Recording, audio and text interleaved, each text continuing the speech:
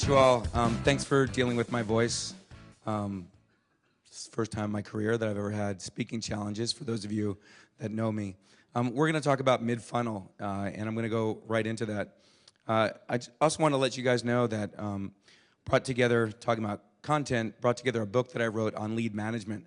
So if any of you have marketing automation, like Eloqua, Marketo, or thinking about getting it, pick up a copy of the book outside. There's a lot of great content about really how to leverage that tool. As Toby said, I've been in the marketing automation industry for about 8 years now. 6 of them professionally running demand gen, helping clients with these systems. And what I want to share with you today is a lot of the learnings and experiences from those client engagements. The thing about marketing automation is it's a system. It's like getting a copy of BASIC or C or whatever programming language that you might get. There's nothing in it when you get it. You have to build everything. And so everybody's journey is a little bit different as far as what they want to do with it. The one thing that I want to focus on today is using marketing automation in this theme of content is creating a conversation and a dialogue and automating that through nurturing. So let's talk a little bit about that. Let's make it interactive. I'm going to ask you guys questions because that lets me talk less. But let me ask you a question. How many of you have, those of you that have marketing automation, raise your hand if you're not doing any nurturing whatsoever. And be honest, come on. They're all lying, just so you know. Okay, they don't want to raise their hands.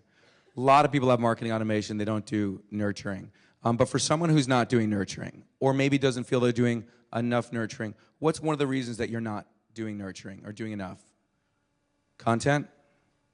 Okay, what's another good reason? Or a bad reason? Sometimes I hear time. Segmentation. Great one. Segmentation. So how do I know who to put in the nurture? When is this person still above the funnel or at the top of the funnel, and what nurture should they be in? And if I want to do persona nurtures, how do I know how to track them? Because how do I segment my database into those different personas? So a lot of people stall in creating nurtures because they don't know how to do the entry criteria. They don't have enough content. Resources, I heard somebody say. It's another reason. I would suggest that one of the reasons that a lot of people don't do nurturing is because they don't know how to have a conversation. So I have a good little cartoon. I have a whole bunch of good cartoons talking about content. I have a little calendar that has a great cartoon for every month of the year. And this one really kind of speaks to, I think, the challenge. It's like when Harry met lead. And they don't know how to have a conversation. And are we having conversations with our leads? When we do these batch and blasts, when we come up with the next campaign du jour, and we send out this email to 100,000 of our closest leads, are we really having a conversation? So a lot of people don't know how to have a conversation. So what I'm going to do today is really focus on how to systematically do that. Most of the presentations you've heard are very high level, strategic, good recommendations. Got some good tactics out of the last one as well. I'm going to get even more tactical on how to build these nurtures so you can truly walk away with a recipe. Although you mentioned this problem, not having enough content. I wish this guy worked outside all of our buildings. That would be great. But we have a lot of great resources like Kathy down here in the front to help us with our content strategy. It's not that easy to create content. So where should you create nurtures? I call this hourglass nurturing. You need to do it at the top and below. I sat with the folks from Agilent, and one of the things that they were sharing was about that their focus is below the funnel. They're in the services group at Agilent. So they want to market to people who have become customers. I won't ask you to raise your hands and continue to do that, but I bet a lot of you out there feel that this is a place that we really ignore, is below the funnel, right? We're so busy filling the funnel, so busy trying to generate leads at the top of the funnel, we forget that, especially if we're a SaaS company, that a lot of our revenue is below the funnel, expanding into that. So where should you start? If you've never done any nurturing whatsoever, where should you start? Inquiries and MQLs. MQL, I don't know if that's a term everybody's familiar with, stands for Marketing Qualified Lead. That's for someone who's not just a hand raiser, that's an inquiry, but someone who's really showing interest in your products and services, normally done through lead scoring. So those are 2 great places to start because the funnel's really wide up there. And if we can continue the conversations automatically at the top of the funnel, then we're going to move more things down and ideally convert to a lot more customers. Below the funnel, though, is really great too, because that's where you're going to create what? Not market share, but actually wallet share. Now let me tell you how to start, and I'm just going to reveal to you guys some behind-the-scenes secrets at Demand Gen. This is our very sophisticated, super-duper content marketing management system, also known as Excel. Everybody has a copy of it somewhere. We actually do use Kapost, but this is before Kapost. And this is a system that works. It simply does an inventory down the left-hand side of every piece of content that we call our greatest hits. And if you notice, and I think Jill's going to come up later and talk about that lower part of the funnel, sales, it's broken out to content for marketing and content for sales. Just has a row for each piece of our greatest hits. Then what you see down the right-hand side is a column for where that content is best used. Okay? Where's the free trial? You guys know this. Where's a free trial good to use? Is that the bottom of the funnel, above the funnel, middle of the funnel? Where's a free trial? Who wants a calendar? Free trial. Where would you use it? Top of the funnel. Wrong answer. It's never a wrong answer, but you can tell Jill that's the wrong answer. Where is it? After MQL, yeah. It's not that free trial is not a good thing to put out there, because some people may have done a ton of research on the web and they're ready to just, try it on. So it is a very effective way, but should never be ignored mid-funnel. If they didn't sign up for a free trial and they entered and took another piece of content, it's an absolute key ingredient to your nurture to let them know that you have a free trial. And today, after I give you a little bit of theory, I'm going to take you through an actual nurture for a company called Vidyard, who makes a video platform, and show you exactly where they use their free trial and how they do that conversation. So what you see is the different columns for all the different pieces of content, and you'll notice that some content can be used in many different places. It doesn't have to be used just in one place. But once you actually have this designated out, then this thing, I don't have enough content for my nurture, you're going to demystify whether you actually have it or not. So once you do a little content inventory and you think about building a top of funnel nurture, you can say, hey, I actually have some content that's pretty good at the top of the funnel. That's the content that I'll string together into a conversation. Now, if any of you want a little recipe, let's get started. Two nurtures I said that you should start with, inquiry nurture and an MQL nurture. And I'm glad he's videotaping this, because I will never show this on our website because of my voice, but you guys can enjoy it. So today's content's not useful for me, but thank you for taking the picture. 4 to 9 touches. Is that excessive? Is that too little, too much? Really depends on the conversation that you're having. Depends how long your buying cycle is. Maybe 9 touches isn't enough. Maybe you're like Acela, which Don and I were talking about earlier, who does a 1-year to 2-year buying cycle. That's a long time. So maybe you need nurtures that last a lot longer. But right here, what you see is what I call a either 21 and done model or going out to 90 days. 3 months is a long nurture. Why is that a long nurture? Because it's hard for you to think about having a 3-month conversation with a prospect. It's hard for you to develop a nurture that lasts that long. You might actually want to do some bite-sized nurtures and string them together. But if you were to create one, what you see, that recipe, the 2, 5, 7, 14, 7, 3, 5, 14, or 14, 10, 5, 1. Those are the number of days between every touch. What do you notice about those date patterns? It's not 1, 1, 1, 1, 1. It's not 7, 7, 7, 7, 7. It's a conversation. Someone enters into your funnel. 2 days later, they receive a follow-up communication. Not 5 minutes later, but 2 days later. Is it wrong to do it 5 minutes? It depends. If they signed up for a webinar, you absolutely want to give them a confirmation 5 minutes from now. Okay, that's an appropriate tactical type of nurture. But if you're going to string content together over an extended period of time, notice that there's a lot of value in a little bit of frequency and then some silence and then some frequency. We don't want to become white noise to the people that we're trying to communicate with. There's nothing worse than talking to someone and they don't stop talking to you, right? And if they talk to you and then you engage with them another time, the conversation can continue. So there's just a little pattern for you. We were talking about this during the break, during the expert session. We talked about the movie Swingers. And it was with Vince Vaughn, and I don't know if you remember that movie from a long time ago. Guy gets a girl's phone number at the bar, and he goes, so guys, when should I call her? And they go, 3 days. He's like, what do you mean 3 days? He goes, that's industry standard. You wait 3 days to call her. And he goes, well, how long do you guys wait? And they go, 5 days.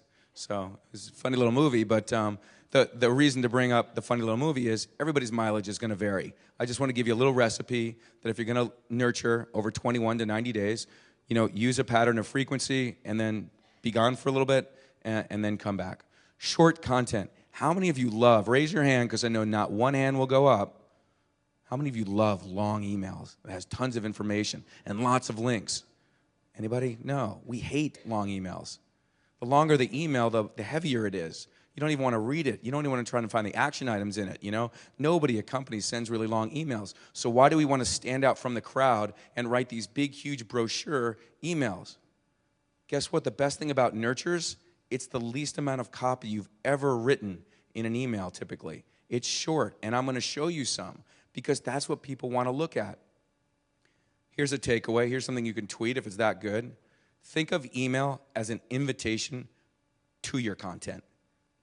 Think of email as an invitation to your content, meaning that it's the thing that they get and it's the click-through is the opening of the invitation. Take them to your website, take them to the piece of content. Don't tell them all about the content in the email. That's a guaranteed way to reduce your click-through rates. And it's a guaranteed way, if you write long copy, to start reducing your open rates because nobody wants to read those very long emails. Okay? Short content. Personal tone, MQL, nurtures, should be really from a person. At that point, you're trying to create engagement with the company. Don't keep sending emails from marketing@acme.com. Nobody wants to get emails from a machine or a department. They want to get emails from people. They'll get higher open rates, higher read rates. I wouldn't necessarily suggest you create fictitious people, but I'm not saying you shouldn't create fictitious people. I think it is valuable to send your emails from someone. If you're trying to engage them with your lead development team, then use the names of the people that are assigned to that account, obviously integrating marketing automation with your CRM. Have tracks by personas. I've been watching my daughter watch a show called Catfish, and I realize there's way too many personas out there in the world. That's not the kind of personas that we're talking about. We're talking about different buyer personas. So you should use different personas because there's different messaging that you can use. Again, I'm going to show you one in an example.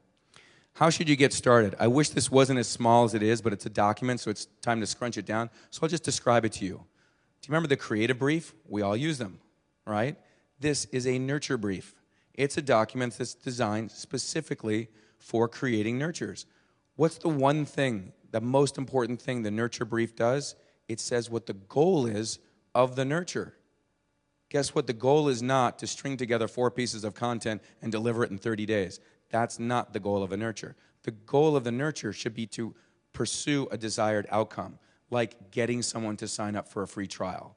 You might have a nurture that is just the objective is to get the recipient of this set of communications to sign up for a free trial. That's a goal. It's a measurable goal, and you can tell if your nurture is working or not because you're measuring it against the goal. Maybe your nurture is to try and get someone for a free consultation. There's a doctor in Texas. He told me once, he's a plastic surgeon, he said, 85% of the people who come into my office will become a client. I said, that's the goal of your nurture, is to get them into your office. Do you offer a consultation? He goes, I do. I go, how much is it? He goes, I normally charge $195. I go, why would you charge $195 if 85% of the people, they're going to come? And he goes, it's a good point. So that became a free consultation, and his nurture was getting him into the office to answer their questions about plastic surgery. The nurture brief talks about who is in the nurture. Good data sitting up here in the front. I forget your name. Michelle. Michelle said, about who goes in there. So the thing that the nurture brief says is who should enter the nurture. What's the criteria that they enter? Should a customer enter your top of funnel nurture? No. So you'd want to create filters that say if type equals customer, exclude them. You have to actually systematically program what filters are going to go into that nurture, so you need to decide who goes into it, okay? That's the hardest part. That's why there's companies like us to help people with marketing automation system. That's not a selfish plug. Well, maybe it's a little bit, but it is really to say that this stuff's not easy, and you have to figure out who's going to enter in the nurture program. You also have to figure out who exits the nurture program, right? If we have this free trial nurture, and I've stringed together 6 touches, I should immediately come out of the nurture once I've signed up for the free trial. It's just bad marketing if you're still telling them about your free trial after they've already signed up. Okay, so entry criteria, exit criteria. You're going to get a copy of the slides, so it's a little bit easier to see, but this really breaks out who should go into there and what decisions they should come out. So that's the nurture brief. Let's drill down a little bit more to the recipe. Anybody like Vizio? Vizio should become your friend. or at least an iPad, flow charting program, or a whiteboard or something. When I first got marketing automation back in 2004, I bought little whiteboards for everyone on my marketing team. I didn't see them use them too much, but the idea was a good one, that you'll save yourself a lot of time if you draw out the flow of the nurture. Tons of time, a lot of head shaking from people who've done it before, okay? You sit there and you write at the top, start, and then you write email 1, and you can make it look like a little envelope, and you should put in how many days you're gonna wait. Then you have a decision rule. What would the decision rule be? Should they exit, okay? One decision rule you want to say is, should they be exiting the nurture now and taking them out? Okay? Another type of decision rule you might ask is, did they do the thing that I wanted them to do? If they did, maybe you're going to move them into the next nurture. If they didn't, then maybe you're going to continue them on a path. You might use a decision rule to say, did they open the email? Did they click through the email? You can use their digital body language to either accelerate the nurture if they're responding, or maybe possibly slow it down if they're not. But you're going to string together in a little Visio flow that thought process of who enters, who exits, all the different action steps, and the time. That will save you a tremendous amount of time when you sit down with the system and build it. What will it also enable you to do? See it. You've got a recipe book now. So when you want to know if it's time for you to update your inquiry nurture, you don't have to go into your marketing automation system and say, what does my nurture look like? I can't remember what I built. How many touches? How long does it take? You've got a recipe book for that. Each touch is an ingredient, okay? So you should define the objective of the touch. You should talk about who it's coming from and what the tone is. It's all part of the nurture brief. You should make sure that you define what the call to action is, the CTA, and whatever copy requirements, and whether there's any form or landing page requirements. By writing this out and putting this into your nurture brief, then when you hand it to the copy team or whoever's going to be working on this, they know exactly the flow of the nurture, and they know each touch. And think of each touch almost like a mini creative brief, but it's a conversation, so they all have to work in concert together. Let's take a look at Vidyard. Anybody heard Vidyard? Some hands going up. Okay, great. So they make a video platform for marketers. I don't own stock in the company, but I am a customer now. But 90 days ago, I wasn't. And I want to tell you how they got me to be a customer by dissecting their nurture program. This is what it looks like from a bird's eye view. The Vidyard focus was a set of inquiry touches they exhibited at Eloqua Experience in Florida. And I went by their booth, and I gave them my business card. And I obviously showed enough interest that they started to communicate with me. So I got a series of emails after that, and I would call that their inquiry nurture. You can see when that started. 15 touches they did with an average of 1 a week. It was over 90 days. They used 5 different senders in the nurture. It wasn't the same person every single time. It wasn't marketing at vidyard.com. It was actually Patrick. I don't know Patrick. I've never talked to Patrick. I still became a customer, but Patrick was my little ambassador into the company. This is what some of the inquiry touches look like. Notice they're a little heavy. Say hello to video. They talk to me about video and how it works with Eloqua. Why do they tell me that it works with Eloqua? Maybe personas. Maybe they're saying, hey, this guy uses Eloqua. I'm going to talk to him about Eloqua. And they personalize that. They talked about their analytics. Notice some very short emails, some longer ones, some colorful ones. They really mixed it up and did a very nice job. Then all of a sudden, I enter the free trial. What do you think those nurtures look like? Big, huge pieces of copy about everything about their software and how to use it? No, they're invitations to content. So it says, I don't have my glasses on and I can barely speak, so that's great. It says, hello, I think it's David, it's me. Thanks for creating an account on Vidyard. We're here to help you. That's nice, and get the most out of the software. Since you're new here, which I'm glad that they knew that I was, let's get started. And then some links where to go. And this one was from the team at Vidyard. It's like the concierge at a hotel. It's like, hey, thanks for coming in. Glad to have you as a customer. And now here's what you can do, although I'm a prospect. So then they sent another communication. That's a pretty short one. Very nice. Then another one with a little longer. Now they're telling me, hey, hopefully you like it by now and you want to tell other people about it. Maybe you can share it or tweet about it. And they were telling me that I have some great news. My Vidyard account is all set up. Well, we all know that it was set up immediately when I signed up for the free trial, but they want to let me know the good news. Why are they doing this? They're staying top of mind. Why is that? Because how many people actually use free trials? This many. Lots of people sign up for free trials. Very few people move in. And they do video hosting. What's the hurdle they have to get me over? I got to either make a video or find a video and stick it in the system, because there's no way I can experience how good their platform is until I actually move in and use a video. And what you'll find with their nurture touches, which I won't read all of them to you, that they varied the content, but always trying to be helpful. And now it's time for Patrick to weigh in, and he wants to, be there to support me. Then the holidays came, and I stopped using my free trial. I stopped logging in. Their systems told me that my digital body language was not very conducive to moving along in my free trial. Why? Because I had no content and I had no time.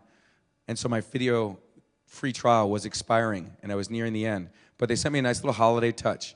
Why did they do this? Wasn't part of the nurture. But because I was in a segment of a non-customer or a broad segment, they still felt it was okay for them to send it to me. And what did they do? They used their own product to give me this holiday card. So it was a really nice reinforcer. I'm like, that's a really clever use of their technology, and look how nice that is, showing their little team on the day before Christmas. By the way, when's the best days to send emails now, B2B emails? Anybody know? Best days? Don? Yeah, Saturday and Sunday. Shame on all of us for reading our email on the weekends. None of the other marketers have figured out that those are great days because there's not a lot of noise in your inbox. Well, I'll be emailing on Saturday and Sunday pretty soon. It'll be terrible. All right, so now we're moving forward, and they're back. Hi again. I took a quick look at your account, and I think it says that they've set it up, but they're telling me that I haven't put any video in. And so they continue to nurture me and make sure that I move in, and then what happens? After all that nurturing, I finally use it, and success has occurred, and they're telling me congratulations for using the platform and loading up my video, and now how to get it onto the website. Very, very effective, and I became a customer. So does this look hard? No, it's not hard. Nurturing is actually quite easy because it's a conversation. The hard part is coming up with the conversation. That's the hardest part. And in terms of, creating content, what I showed you earlier with my fancy Excel workbook is you guys have tons of content, I bet. I bet there's tons of content that someone would use during a buying cycle. If you don't know that content, talk to your customers. Okay, Jesse and Joe and the rest of the team at Eloqua, they crank out all this content. Look at the content they create. It resonates with their customers very well. They understand that you guys are interested in topics around lead nurturing, around lead scoring, the use of marketing automation, on how to generate content yourself. Their content's always very topical to what your needs are, and that's very helpful. I was sitting with the folks from Ray Systems. Ray makes, equipment to detect noxious gases and evil things like that and bad things. Can they create content? Absolutely, because I bet they have some great case studies about what happened in Japan a year or so ago and how their products were used to save lives. And so there's always great content, no matter how mechanical or boring you think your product is, there's a lot of great content. So nurture in and around the funnel. Don't have one nurture, be proud of it. If you guys were honest before and didn't raise your hands because you are doing nurturing, I'm really proud of you, that's awesome. But I don't know if you're nurturing at the top, middle, and bottom of the funnel. So you bought this marketing automation system, load it up with some great programs. Hopefully some of those insights I gave you are gonna be very helpful. And then, write a project brief and draw the flow out. Not only does that serve as good planning tools, and it will help you think through the process much easier, but it does serve as the family recipe book. Let's face it, unless you're some strange individual, you're not going to do your job at your company for the rest of your life. Someone else is probably going to come in and take over that for you, or your team's going to expand. So having more of this stuff documented and put together is really critical. It's time to change. We're modern marketers now. We've gone through a major transformation over the last couple years. We've got technology and tools that make us the best marketers that we've ever had the capabilities to be. If you don't have those tools, go get them, because they will help you be more successful. They will help your career. If you have those tools, then use them. And if you want additional resources on how to use them, those people are out there willing to help you. And so I hope you enjoyed that. Toby, if we have some questions, and just a reminder again, I guess the slides will be out, but if you'd like a copy of the book that goes into a lot more depth on this, feel free to take a free copy. They're yours, and I enjoyed presenting. Thanks so much, Dave. Let's give him a round of applause. Dave did a great job surviving that voice. I think you wore yourself out trying to manage your content marketing in that spreadsheet. I'm sorry, I know that can be debilitating. but I'm glad that you made it through.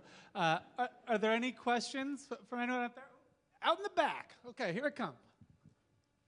You guys are brutal asking me questions. So we were talking about lead nurturing in the middle of the funnel, if you will. Brands that are engaging on groups such as LinkedIn groups where they have to engage on a regular basis with a community. It could be a group that they've set up or a group that they're looking to engage in. Where in the process do you think that type of activity fits in? So let me make sure I understand. So if you created a LinkedIn group and you have members to that group, is that what you're saying? That's right. Or in fact, you may not have created the group, but you're just participating in a group where the topic aligns very closely to the products or services that you provide. Okay. I'm not sure I still totally understand the question, but I'll give you a couple sound bites, and then let's see if that's it. If membership to this group is going to help further the education of prospects, then getting them to join and become members of those groups would be a great thing to suggest and touch if you're trying to recruit people. If you're talking about, are you talking about communicating with the members of the group? That's right. Yeah. Okay, so with the members of the group and getting them to be more active participants. Okay, would you have the email addresses of those people, or are you talking about maybe stimulating the group conversation on LinkedIn? So it could be LinkedIn or it could be another platform, but essentially stimulating conversation and associating your brand to the topic area and showing yourself as a thought leader. Couple of short ideas.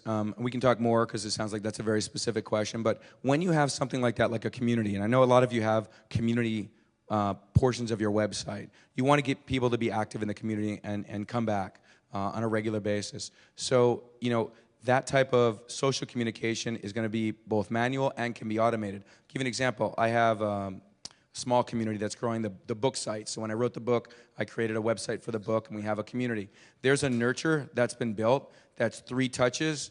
They look a little bit different, but it actually just runs in perpetuity. It's touch, touch, touch, back to the top again, and it's spread enough out that the human brain's not going to remember that the third email was like the first email in that. So it's constantly saying, hey, just want to let you know there's some new content on the website. If you haven't been to the blog in a while, go check it out. And it's only sending that if they haven't been in a while. So I'm using, in that case, their digital body language to know whether they should receive it and mixing a set of automated communications. And since I'm talking about automated nurturing, I'm giving you that kind of an answer, but it sounds like we could either talk more about it. But keeping people active in the community and letting them know what's topical is valuable. And I'd also say, use a platform that has some of those social communication tools built into it as well, for those of you that don't use LinkedIn. If you want to talk more, though, give me a shout. Okay, one more question, then we're going to have to move on. Here you go. Hi, Lisa Martin, Global Demand Gen at NetApp. My question is around CTAs. You talk about, obviously, the importance and the low-hanging fruit of the pre-MQL nurture versus the post-MQL nurture. Do you have a recommendation for the number of CTAs in an inquiry stage, pre-MQL nurture, versus a MQL, the SAL nurture? Sure. Get a question like that a lot. Thanks, Lisa. In an email, the best call to action is one call to action. There's the temptation sometimes when you're writing this email to just, why don't we stick in this extra link here and this extra link here, but we've got the goodies. How many of you like getting emails where there's 5 different roads that you can drive down? It's frustrating, right? It's difficult. She's shaking her head. So really one call to action. When Toby did all the marketing for this event, did he tell you anything about anything else other than the event? No, he drove you to the event. Maybe there was a link to driving directions. Maybe the link was to a hotel, but that would really be the most of it, and they're in context of the other things. So I would say when you've got a message, and if you write out a nurture brief, and there's a goal of the nurture, less is more, drive 1, 2, maybe call to actions. Thanks for the questions. I'll be around later outside if we want to have some more. And again, thanks, everybody.